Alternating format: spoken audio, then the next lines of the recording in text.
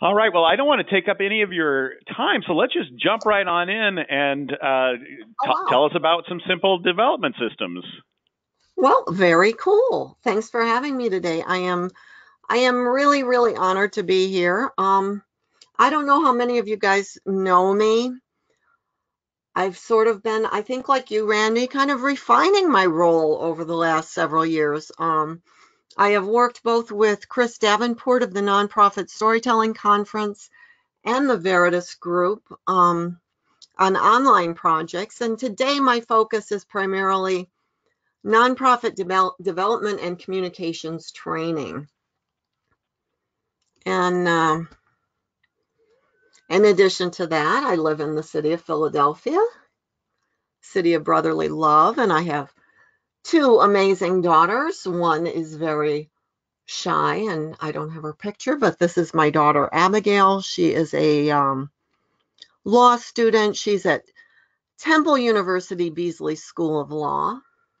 And if I can just be a bragging mother for a minute, she is also the new Women's Law Caucus president.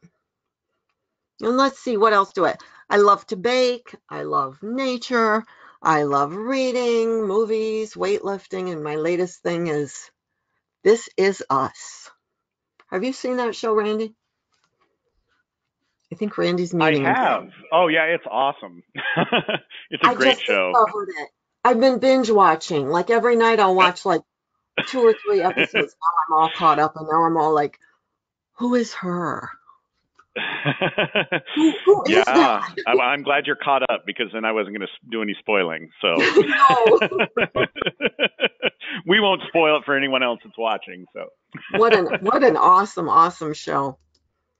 Oh, indeed. and Basics and More Fundraising.com is my training website. This is where I offer a full spectrum of 20 plus courses, essentially created to put your organization's fundraising systems into place. And I would love questions, but I'm going to ask if people can just save their questions till the end, if that's okay. And here is what we're going to be covering today. The biggest challenges facing nonprofit fundraising. The most important fundraising systems to build for your organization. How to create your organization's storytelling system.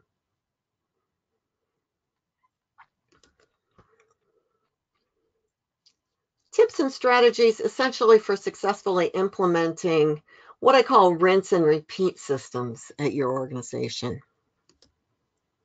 And then we got a free tool for you. Were you able to get that uploaded, Randy? The little handout that I sent along? Because that's going to be helpful for later on.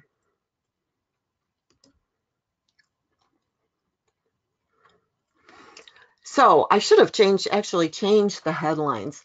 The headlines for the last couple of years have been pretty much insane. Every day it's like we're reeling from something new and it's kind of hard to keep up, or even if you should keep up, it's just kind of crazy.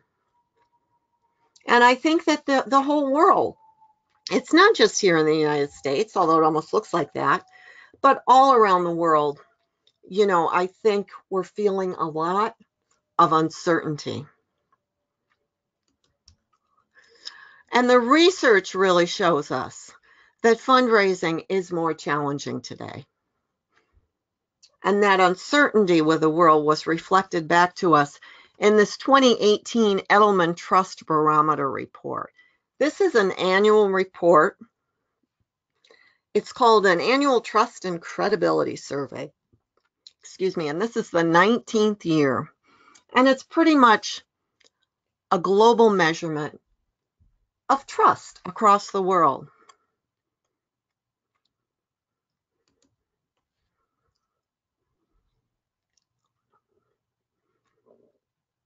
Trust among the informed public, your donors, imploded, plunging 23 points below Russia and South Africa.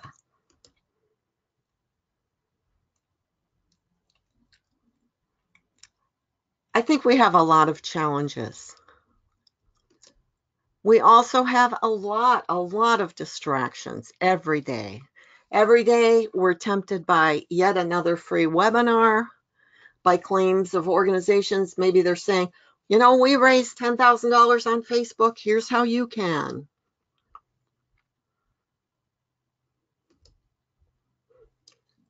Now, I saw this post last year in a Facebook group, and I got to tell you, it made me tired just reading it.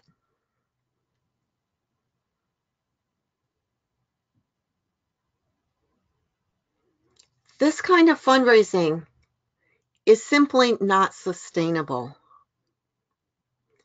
But as a fundraising consultant, this is what I come up against over and over and over again. It's seriously like you're running and running and running, and you're never catching up.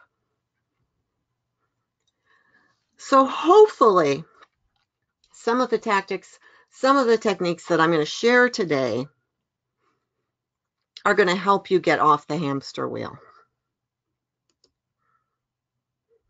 So many fundraisers, me included, are calling for a back to basics approach.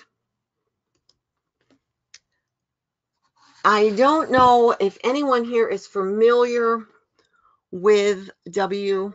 Edwards Deming. He is really considered one of the fathers of what is known basically as systems thinking.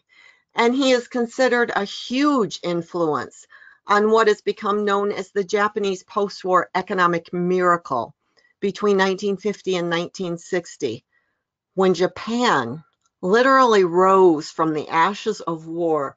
You have to imagine where they were at that point. Tiny little Japan to becoming the second largest economy in the world. So I've based quite a bit of my work on Demings. So to start with, what do we absolutely know about nonprofit fundraising? What is absolute fact? Well, donor retention is in the toilet. Every year, all the pundits come out and say, you know, these are the latest donor retention stats. It never gets any better. It might go up a point or two, but then it's back down again. Average donor retention for as long as I've been in the sector, and actually following this, which is like around 2000, has hovered between 43 and 46,000. I'm sorry, 43 and 46%. For first-time donors, it's only 23%. So that means all those people who are making their very first gift to your organization, only 23% of them are actually going to come back to make a second gift. But here's where it gets better. Once that you've brought in that second gift, repeat donor retention is at around 60%. And check this out. Monthly donors have a 90% retention rate. 90%. So how can we as a sector begin to counteract those awful donor retention rates? And I always think back to this. If you can't describe what you're doing as a process, you don't know what you're doing. So what are your processes for bringing in new individual donors? What are your processes for getting that second gift? What are your processes for turning that donor into a monthly donor, for turning them into a major donor?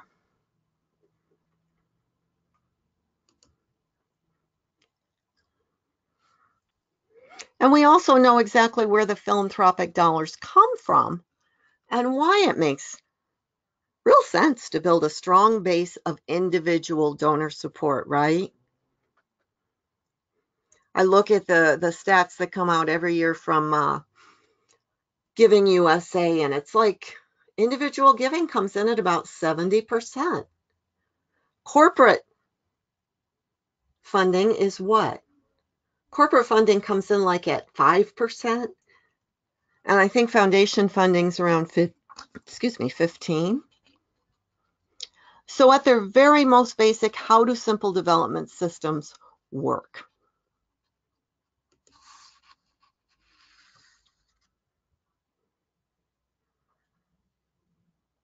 Well, you're always focused on your goals.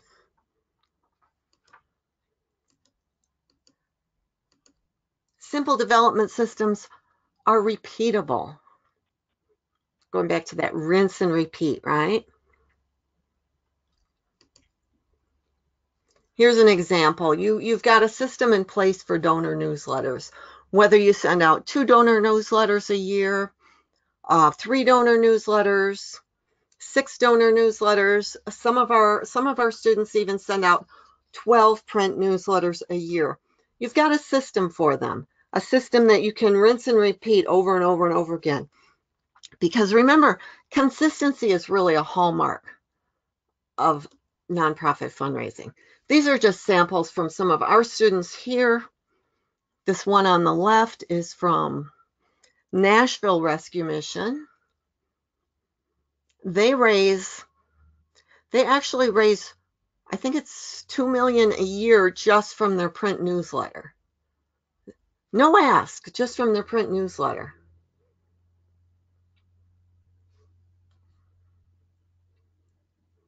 And there's a system to how you put the newsletter together, how you write and produce a newsletter that not only stewards, but also raises money.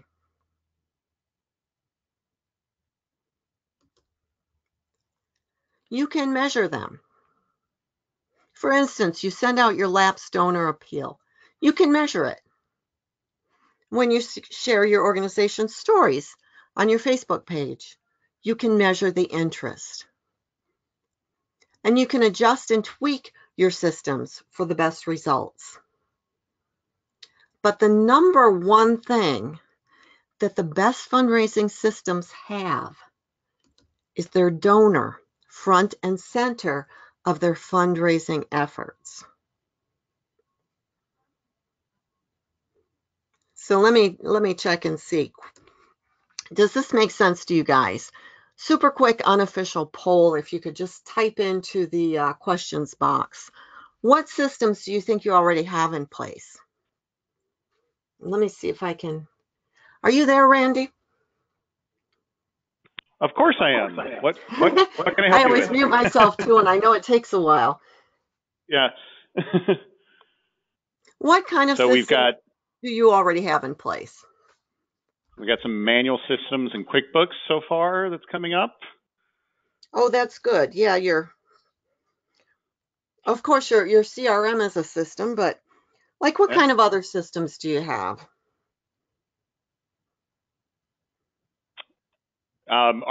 So I'm waiting for people to respond. Hello, there we go. 501c3 toolkits. We have an annual letter that goes out.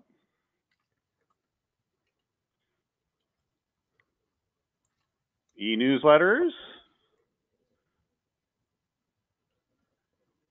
We personally use an integrated approach when it comes to systems. So we have a quarterly newsletter that goes out that has an ask in it, and then we follow that up with some direct mail. And excellent. We have someone saying partnership scoring sheet.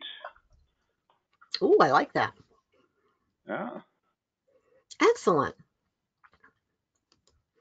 Whoops. Yeah. All right.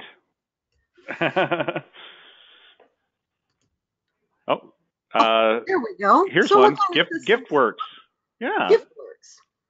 I've used GiftWorks. I like that one. I don't know if they're still owned by the same people, though. Well, we're going to talk about the kinds of systems today that you need, and then I'm going to be sharing a special gift for you to help you create one of the most important systems. So what kind of systems do you need? Well, storytelling systems.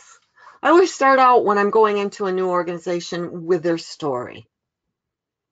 But I also like to have systems in place so that I'm constantly creating stories. Solid storytelling is really the foundation of great fundraising. And it's just something you should always, always be working on. In every job I've ever had, I haven't worked actually in an office now for about 10 years, but in every job I had with a nonprofit, I had a rule. I started actually as a grant writer. For every statistic about any program, I always had a corresponding story. So this is one of my favorite ways to get stories, is through a share your story page. Anybody here have a share your story page on your website? The really brilliant thing about share your story pages is that you will get a nice stream of stories from your supporters. But the thing about putting a page up like this on your website, it's kind of like a if you build it, they will come thing. You need to remind people that it's there and that they need to go on and share their story. You really need to regularly encourage your supporters to share their story. I also like serializing and repurposing. This was one of our readers, Karen Mercier in Canada.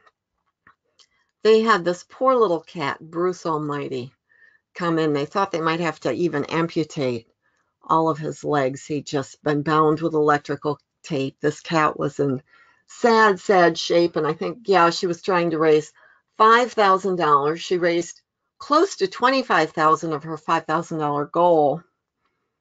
And Karen kind of turned this into a long-term story.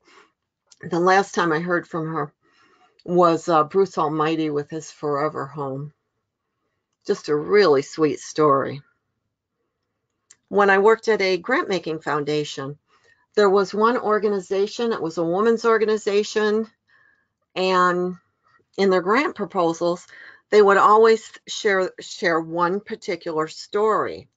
And then in subsequent grant proposals, they would follow up on that story. Very cool, almost like a serial.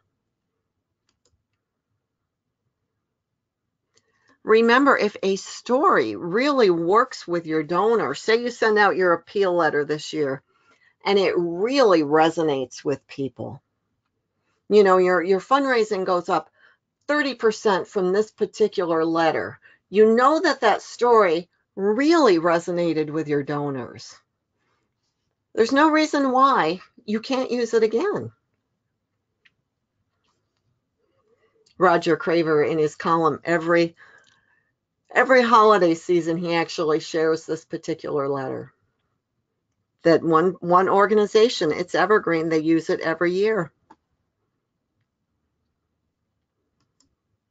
Think about how you're sharing your donor stories. One of my favorite ways of sharing donor stories is when you're highlighting planned giving.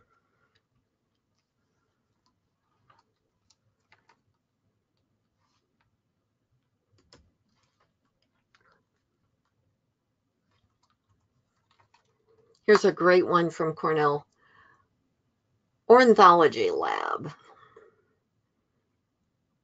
If you have a planned giving program, definitely check out their planned giving page, their planned giving section on their website. It's one of the nicest ones I've seen, one of the best.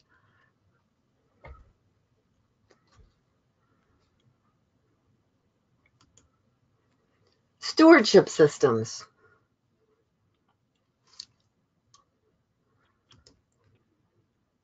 So what happens next?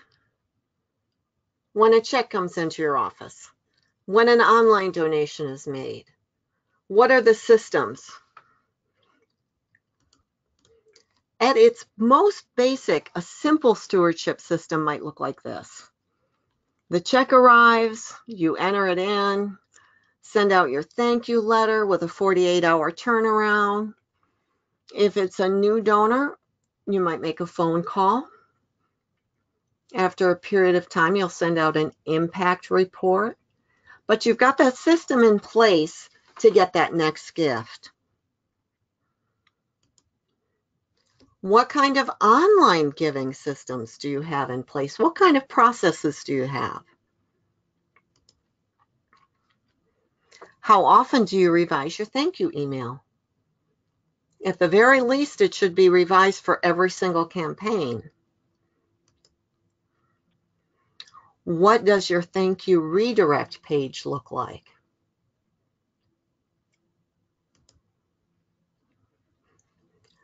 Do you regularly donate to your own organization to walk through this process to see what it's like?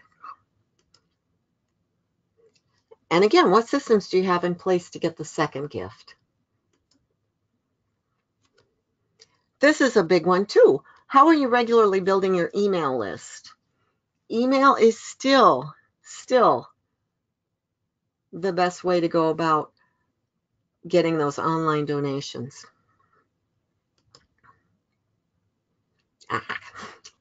I actually got this recently. I made a gift, a small gift. I believe it was a friend of mine's birthday, and she had requested that gifts be made in her honor to this organization. So I made a gift. And then I landed on this. It doesn't instill a lot of confidence. But look at this. This is what I got just yesterday when I made a gift to Brittany's Hope Foundation. I think I've got a couple more. Here's a great one from Collective Action for Safe Spaces. I love this one. Thank you for being amazing. Always remember that. How are you making your donor feel?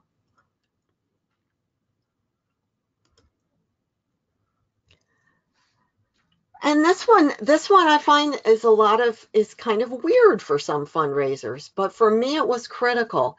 Systems for understanding your donor's big why. We spend a lot of time as fundraisers learning about our organization and how we can best present it.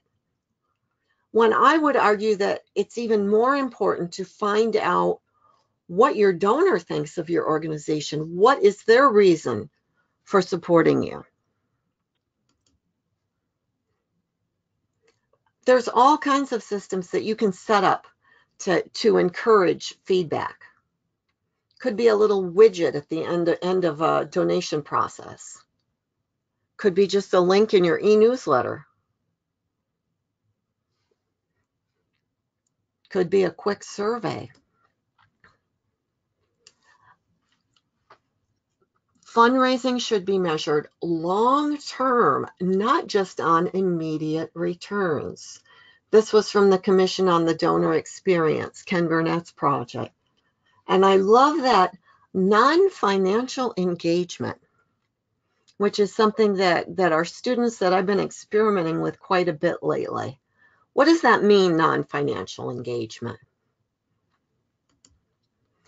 Could be something as simple as this. I love this. This is from Agents of Good in Canada. This is from John Lepp and Jen Love.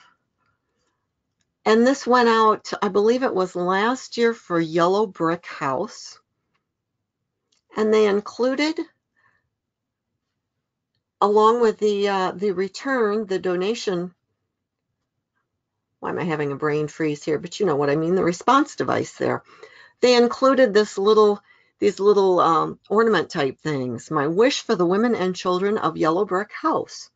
And then they asked their supporters to write in. And look at what they received back. I wish you peace. You are strong and courageous, and you did the right thing.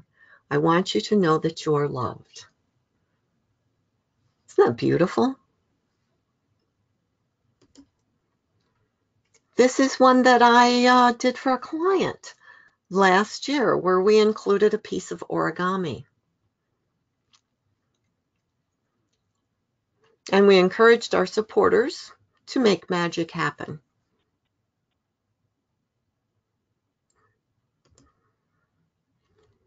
Even systems for culture. And I put that up there because that's actually one of my very, very, very, very favorite books, because a great workplace culture, it just doesn't happen overnight. You're not going to get some consultant who comes in and says, you need to do this and this and this, and everything's going to miraculously change. This is something you actually need a system for. You actually need to be working on this regularly. One way might be regularly sharing mission moments of how your work is making an impact at staff and board meetings, kind of remembering to celebrate every success. And I put this book up there because this is one of my favorite books. I can't even tell you how many times I bought this book, because I'll buy this book and then I'll run across somebody who really needs it and I give it to them, and then I buy it again. So I've bought it at least 7 or 8 times. It is, if you are doing any kind of consulting as well, this is just a fabulous book. You can include a training with every one of your staff and board meetings. And they're fun trainings, but they'll keep you on the same page. And of course, monthly giving systems. Quick question. How many of you have a monthly giving program? Just type into the question box, which I don't think I can check when I'm in. Can I? I don't think so. I don't think I can check that when I'm in presentation mode. How many of you have monthly giving programs? I love monthly giving programs. I do, but there's someone saying it's an option. Someone's going to start in 2019. Excellent. Hopefully with their year-end ask. Another person working on it for 2019. I think the crew's in today to learn some things so that they can start these new programs. I absolutely love monthly giving programs. You know, we had a gal on we had a gal on our Motivate Monday series. I want to say it was last year, who actually used Giving Tuesday as a vehicle for her monthly giving program, and they raised $100,000 a year. And her goal is to have $1 million in monthly giving. And it really makes sense. And it's almost like expected income. Exactly. And we've actually had students who have $1,000 a month monthly donors. Excuse me, 250.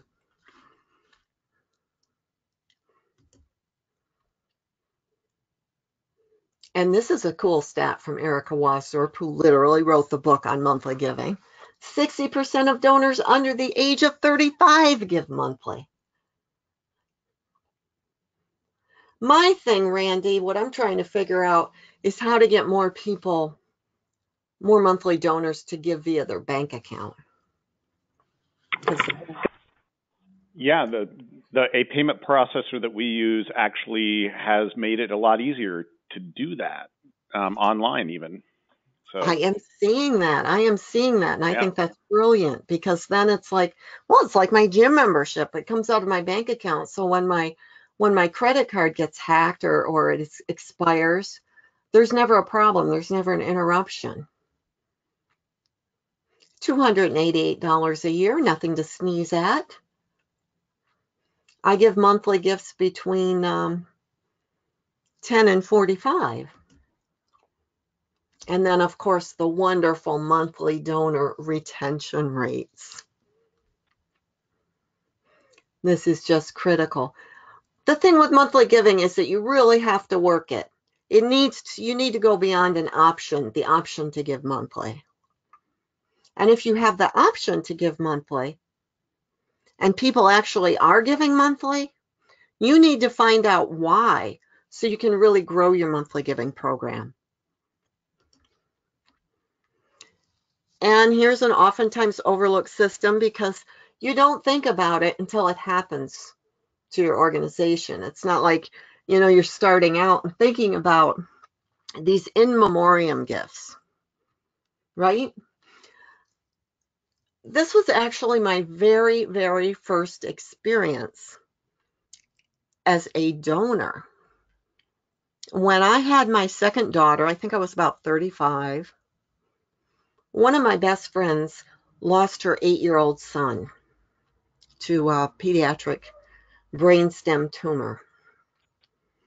And she put her faith in this wonderful little organization, and she asked me very nicely if I would support it. And of course, you know, I'm a mom with 2 kids, and my husband and I were both working. We didn't have a lot of money, but I did give to her organization every year. Never got a thank you letter. Always got a lot of gratitude from her, but I never got a thank you letter. And then when I went to work for a grant-making foundation here in Philadelphia, one of the really cool benefits from working there was that they gave us a substantial amount every year at holiday time so we could make our own grants. So at that point, I became a major donor to this organization. Never got a thank you letter.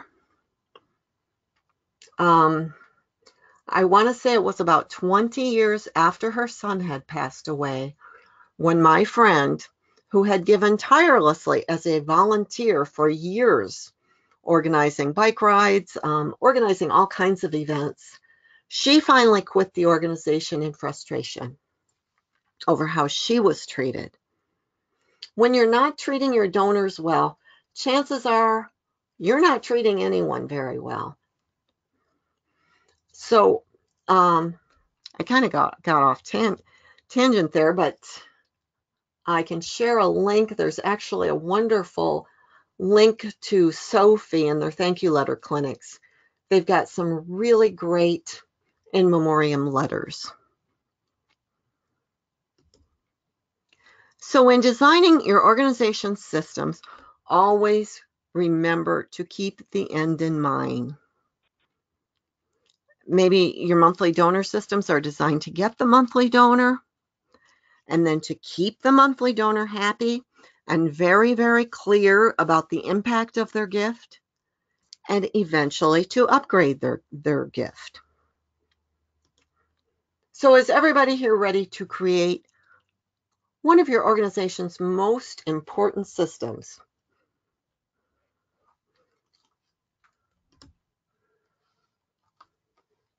Did I miss a slide?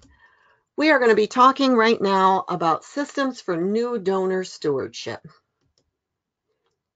Who here is getting ready for Giving Tuesday? I still can't see that. Can you see that? Randy, do you do Giving Tuesday?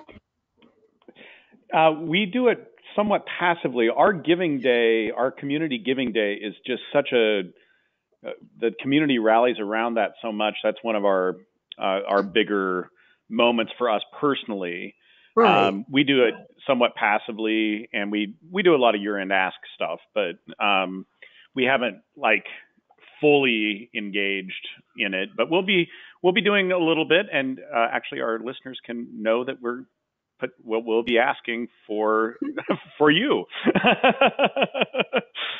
So Jeffrey says he's preparing, so that's good. Super. Well, this is a stat that just blew my mind. This was presented by Stephen Shattuck during a recent Motivate Monday session. Only 18% of first-time online donors make a second gift. Yeeks, 18%. So if a lot of your online giving does come in via Giving Tuesday, that's really scary. That's really, really scary. So what we've included, along with today's presentation, is our new donor timeline. And this is going to, give you first-year strategies to create your own new donor stewardship systems. Can everybody see that in the handout section? This is what it looks like. It's a PDF. It's completely clickable. Wherever you see click here to learn how, you can find examples. And I'm going to walk you through it right now and share some of my favorite examples. Step 1 is gratitude. And of course, it's kind of a lowly thank you letter.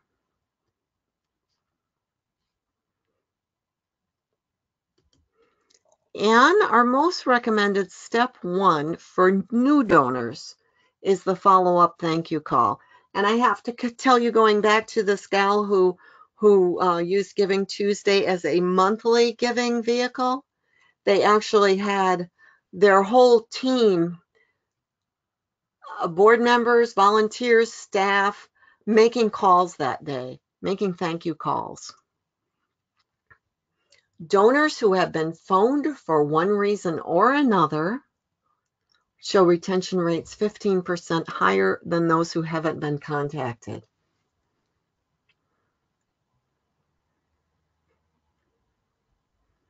Oftentimes you're going to get a voicemail, but it doesn't matter. These stats actually apply regardless of whether the conversation took place. Your job is really, once you connect, is to ask, may I ask what prompted your gift? And to listen.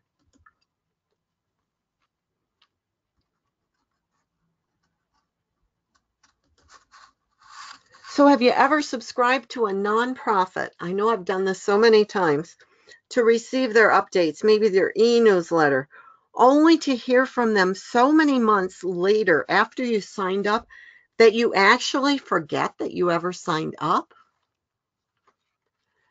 I think it's really, really important to remember that our first-time donor isn't really a donor until they make that second gift. Marketers call the period between the first and second sale the honeymoon period, when you really want to grab them. So we really recommend trying to get that next gift within the first 6 to 8 weeks following their initial gift. Now, step 2 might be the getting to know you piece. And we do recommend sending a welcome kit to new donors to bring them into your family. Your welcome kit could include a brief, very, very brief, 2 to 5 question survey and a return envelope.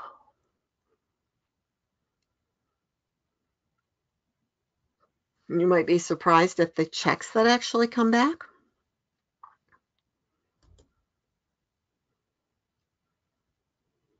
Here's another example from Mercy Corps.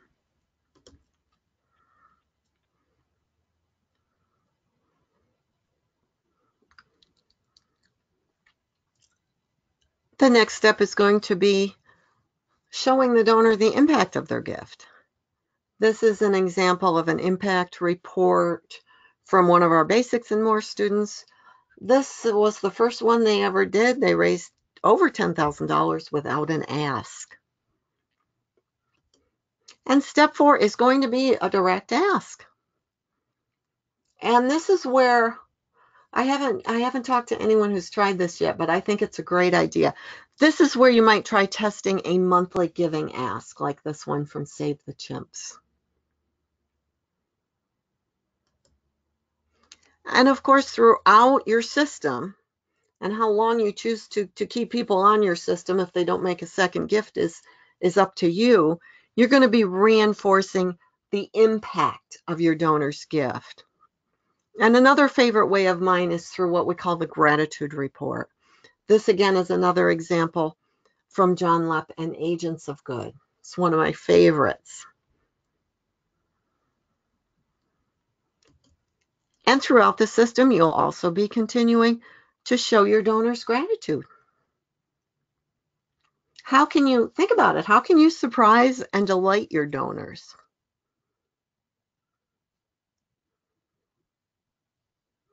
And those are pretty much the parts of the system that will move your first-time donor into a repeat donor.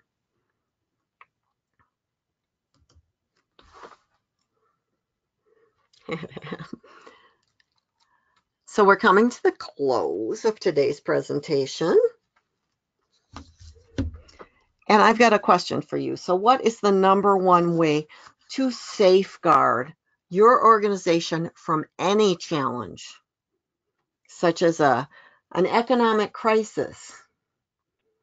Maybe there's a drop in state and federal funding. maybe you're an arts organization and the foundations in your area are no longer supporting arts.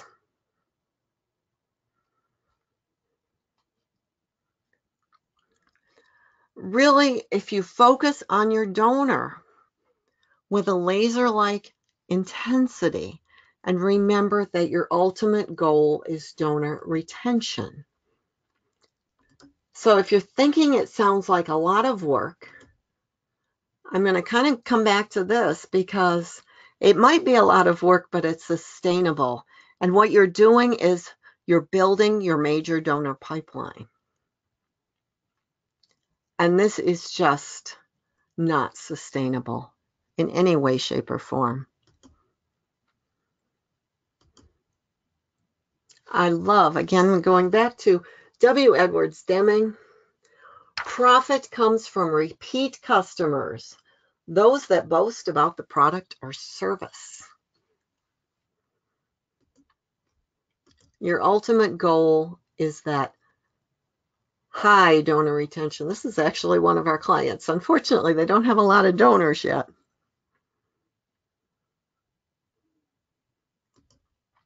So a couple quick mentions before we move on to Q&A, and I hope you guys have some good questions. These are my favorite people to follow on Twitter. Starting from the right, we've got John Lepp from Agents of Good, always tweeting great stuff.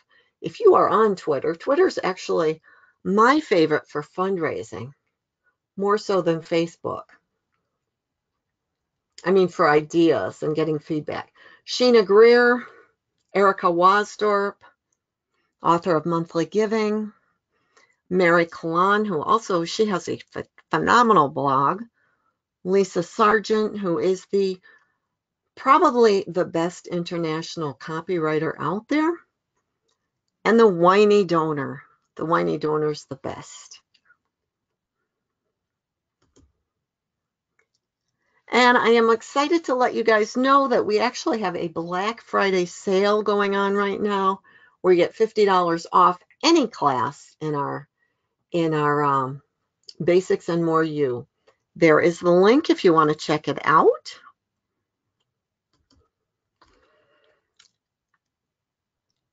And I want to close by saying, just remember that building these systems really takes time and effort, but the results are so well worth it. They're so well worth it. I also want to say thank you for being here. I know this is a crazy week. And close with Q&A. Let's see if we have any questions. Just so everyone knows, I did upload the handout in the presentation. So you just go to your right-hand side where your control panel is, and there should be a handout there for you. Yeah, there's your new donor timeline. Yep. And I hope. Okay, so far we've got a thank you. I'm kind of waiting on any questions. I do want to thank you, Pamela, for taking time out of a very busy week as we careen into the holiday season and year-end giving. It's great to have you, and of course, Giving Tuesday. Someone was asking if they could get a link to the in memoriam letters. Yeah, I can find that. Hold on one second. I think the thing to remember is, and this is one of my favorite quotes too. I love that book, that Stephen Covey book that came out years and years ago, The 7 Habits, but begin with the end in mind. So even if you're planning an event, I want you to be thinking about how are you going to transition those ticket buyers into donors. It's always about the long term. And I hope that made sense.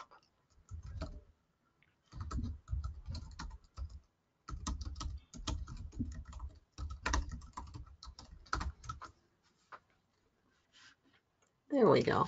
There's some great samples. There are a couple of great posts. So yeah, there it is. Sent to all. And someone just asked Could we get the, let's see, is there any general consensus of why people choose to give monthly? Well, I think you have to make a strong case for monthly support. It really comes down to your case for support. And essentially your case for support for the donor is, wow, here's how you can make an even greater impact.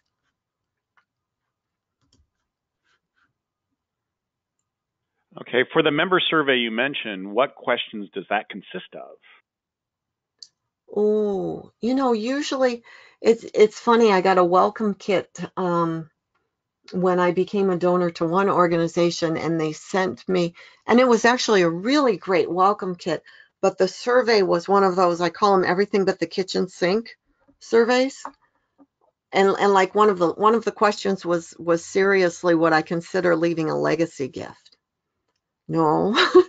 I just Oh gave my you goodness, that's $20. a little. So that was my first gift. I'm not really thinking about leaving you a legacy right now. Talk to me in That's 10, a quick 20 ask. years.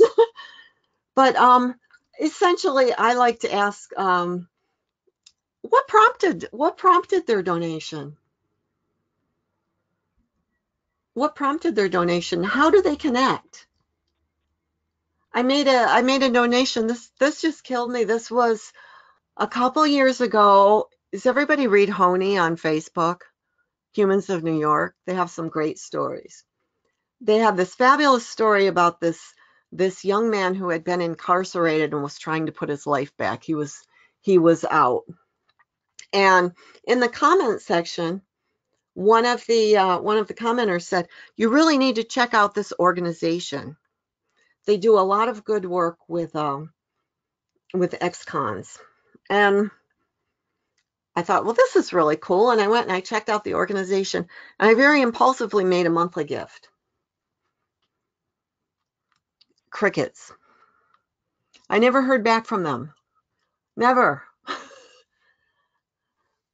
Over a year went by, and every month I was getting my credit card dinged. And do you want to know why I gave a gift? Because I worked for the state of Michigan Corrections Department for several years, and I know how tough it is when you get out of prison to try and start your life over.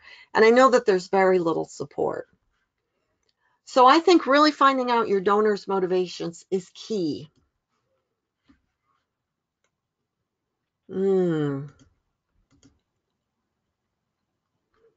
Oh, and Ruby says, sorry I came late. Is there any way I can see the full presentation? It was recorded. I'm not sure. Yeah, we'll be sending out a link later today.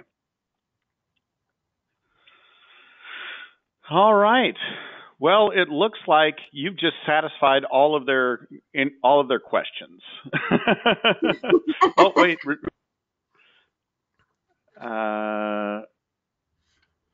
Super.